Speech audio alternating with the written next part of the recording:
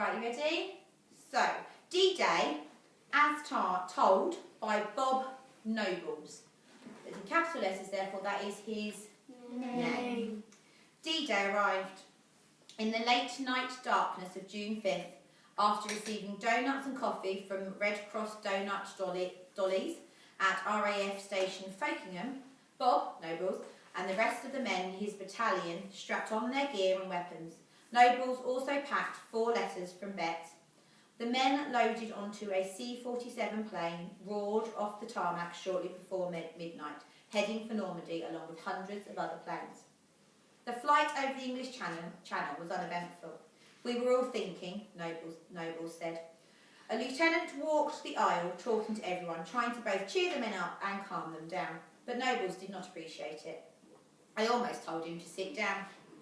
When the red light by the door lit up the cabin shortly after midnight, Nobles and his 16-man team stood up and hooked their static lines to the anchor cable running the length of the cabin and checked the preceding man's equipment. Then the red light went off, replaced by a green one, and the men charged out the door. Nobles could see trees below him, but he did not have time to take it all in. By the time a chute opened, I was on the ground, he said. Nobles landed in a farmer's field all alone and immediately unhooked himself from his parachute. He then removed the reserve chute on his chest, which was blocking him from his rifle. He threw away his gas mask, correctly thinking he would never need it. Relieved of this equipment, he took off on foot until he came across another paratrooper. Okay. That's the only bit we're looking at today. So this is a first-hand account by someone who was in the D-Day landings. All right. So the guy's name is Bob Nobles. We were like, who is he then? Who is Bob Nobles? Who is Nobles? Paratrooper. A paratrooper. British?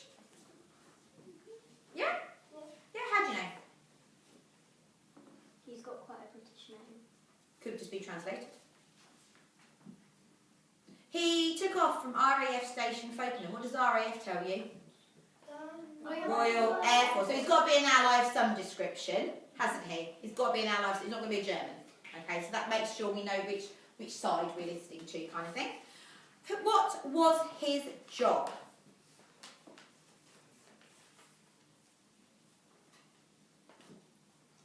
What was his job?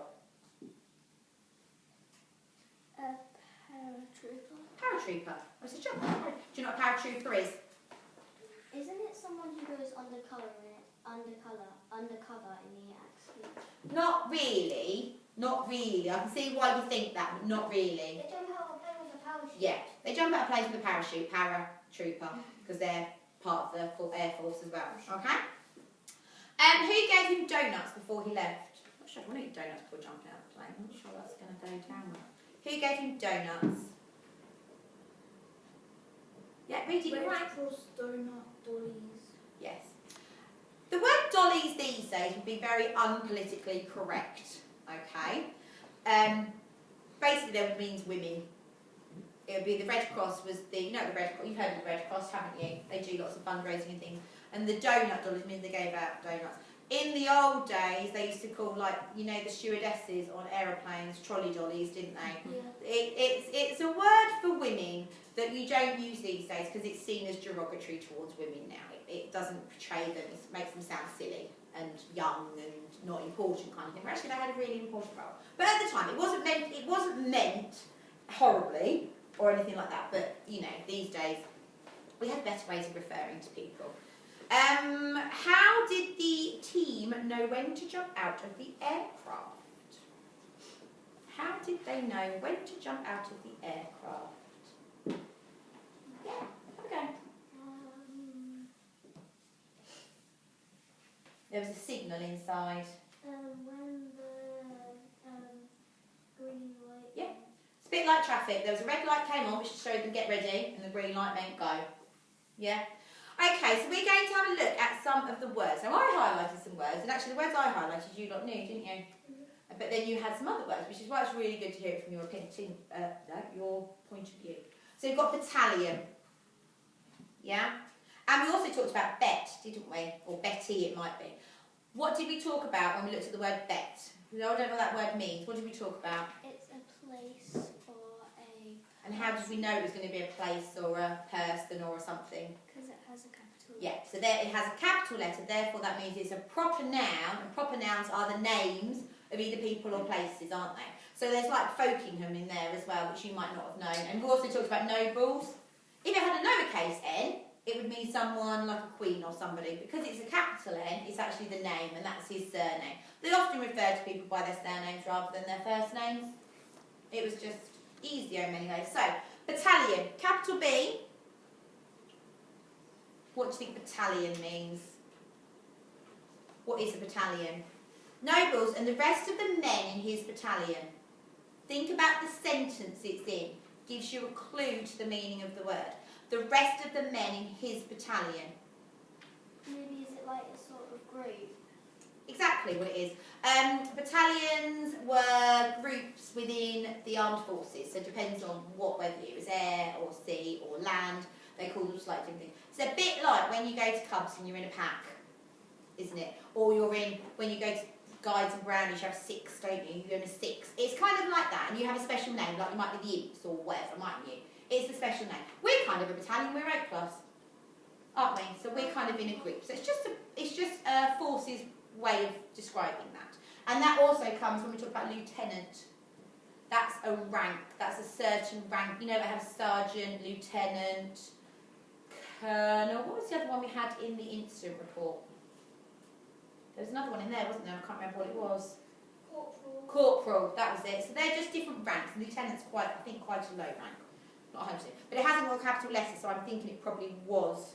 Although, he walked down the aisle, so he sounds like he's one up from the general battalion, doesn't he? He's someone slightly more in charge than the general people. Strapped. I think we got confused because battalion and strapped were together. It almost needed a comma or something, didn't it? They strapped on their gear and weapons. What do you think that means? Think what they are. They're paratroopers, so what do you think they were doing in that point? What do you think they were doing? Strapping on their parachute. Yeah. Putting it on and doing the straps up. Yeah, because they would have had lots of special straps. And also their rifles and things, as we learnt later. They had to take everything out of that plane with them, had to jump with their rifles and everything on them. So, quite scary to be jumping with all that dangerous things on you and jumping out of an aeroplane full stop. Tarmac. What's tarmac? Where's tarmac? Roared off the tarmac shortly before midnight. Tarmac is on the road. Tarmac is basically what's on the road. So what does it mean by roared off the tarmac shortly before midnight? Where did they roar off? It's an aeroplane, remember? C-47 plane roared off the tarmac. It's like they, What do you call it? I... Can you remember? No. Have you ever been on an aeroplane? What does the plane run off to take off? A runway. So it's just another way of saying the runway. Yeah, it's just another way of saying the runway. Lieutenant we just talked about. You all know because you all talked about Tesco's. That was my static. And hooked their static lines to the anchor cable. What do you think static means? I think it can be like a type of like white noise sometimes. Oh, it can be a type of white noise, but do you think it means, does it mean that in this context? No, it's reading the word. Wouldn't be hooked their white noise lines. That doesn't make sense. You've got to think about it in context. You're right, it does mean static. You used to get that on the telly. Static on the TV in the old days. Static means not moving. If you're static, you're not moving. So they're not so their lines, I would say they are from, have you ever seen people jump out of a plane? Yeah. No, but I mean like Air Force people. Oh, yeah. Because they go in a line and they hook this line from them onto this line above them, and then they all just jump out one at a time, and that line almost just rips their parachute open as they jump, I believe. So it's a line that attaches from them, and the anchor line, it says the anchor cable, that's the line that goes in the inside, that's fixed to the aeroplane. So basically, when they jump, it pulls. Does that make sense? Anchor, you know when you put an anchor down in a ship? It's something to hold on to, an anchor point, isn't it? If you're on a bus, ever had to stand up on a bus or train when we were allowed on those things? In London, and you sometimes have to like hold on to one of the rails, don't you, or something to anchor yourself so you don't move. Preceding. What does pre mean?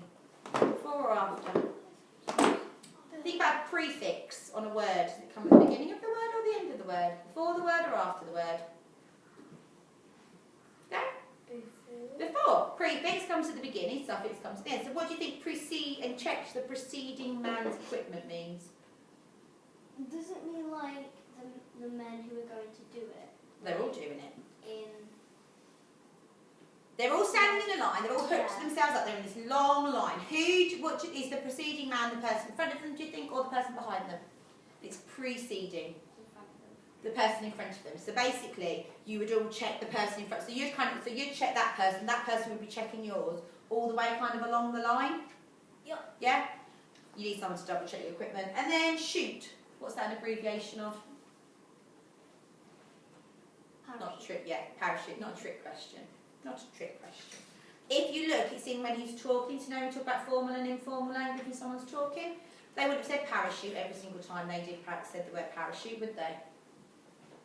It's like television. You don't say television every time you talk about television. You say TV, don't you? It's another way of doing that.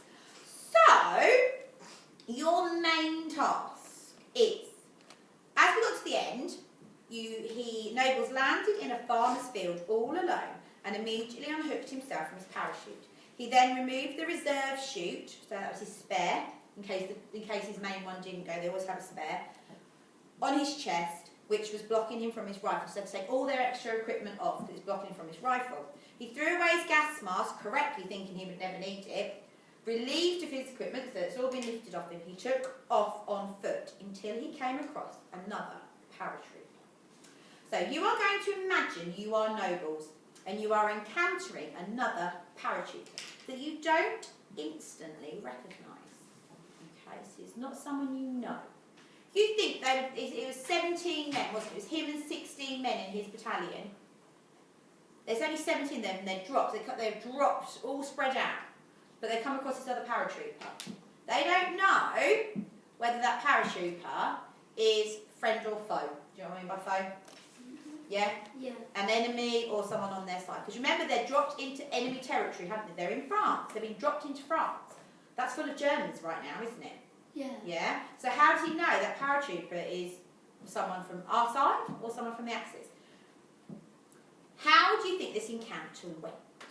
So, do you think? Remember, you're on high alert, aren't you? You've just been dropped into enemy territory. What are you immediately going to think when you see another paratrooper? I would say your stress levels and your fear levels are going to be up here somewhere, aren't they? What do you think? I would say, show me your dog tags. So that I might have to follow. Yeah, you could, but are you going to wait that long while he pulls the gun out? If it's the enemy, if it's an enemy, how long are you going to have to make that? 10 seconds. 4 seconds. But how are you going to know whether it's an enemy or not? So how do you think you're feeling at this moment? Yeah, so you're probably going to hide behind like bushes and trees. So you're going to be absolutely terrified, I think, aren't you? Absolutely terrified. Is this person? But also, you don't want to kill somebody if they're on your side, do they? Yeah. So it's got to be quite a quick, hi, how are you, mate? Can we, it's not going to be a chat, is it, like that? What we've got to be thinking about is how quickly we're going to establish whether that person is friend or foe, Axis or ally. What might they say to each other to ensure they can be trusted? Code language. So use one of the code names. That's a really good one. So, because who would have known the codes? The allies would be the only people. That's why we have codes, wasn't it? So that's a really good one. So maybe something to do with the code names. Ask them maybe you could ask the person what code name they were on, what operation they were part of. Maybe you could ask them something like, "What? So do you know what the plan is? What are we doing next?" And if they say something that you know, then you know that they're. Don't forget you need it to be quite a short thing. Just like with the dog tag thing, that takes someone a while. Your dog tags are very, very tough thing. But you might have something on your uniform that tells you what battalion and everything you're from. So maybe something on their uniform. They would have their badges and things that said also they'd have their name on their uniform as well. But you need to figure out whether. Remember, it wasn't just British people, was it? Who else was on the Allies side? Remember what we talked about when we were doing our explanation? Who was on the Allies side? Canadian, Russia was at one point, and then. No, just for the D-Day. This is part of the D-Day landings. Who were the countries we worked with for the D-Day landings? America, Canada, and some French. Yeah, some French. Okay, so generally they're going to be able to speak English. because probably the only language you're going to speak is English. So you get French Canadians. But you would need to know to recognise those symbols on them. But you need to have a conversation with them. I think something along the lines of what operation are you working on, something like that. Got to be quick, hasn't it? Because if he's not an ally, what's he going to do as soon as he realises what side you're on? Yeah, it is a war after all, isn't it? Although you don't want to think about things like that, that is what you need to establish really, really quickly. Did Canada and America know a code? They did, because we all worked together, didn't we? So they would have known what operation they were on. You know, we talked about the different beaches having different code names for different countries as well. They would have all been aware of the code names and things. So your job is going to be, you can write it out, but that's not the main thing. It is to record on Seesaw what you would say to that paratrooper you've just met. All right, so have a think about it. It's going to be quite short, not going to be massively long, but what would you say to that paratrooper you've just met that you don't recognise?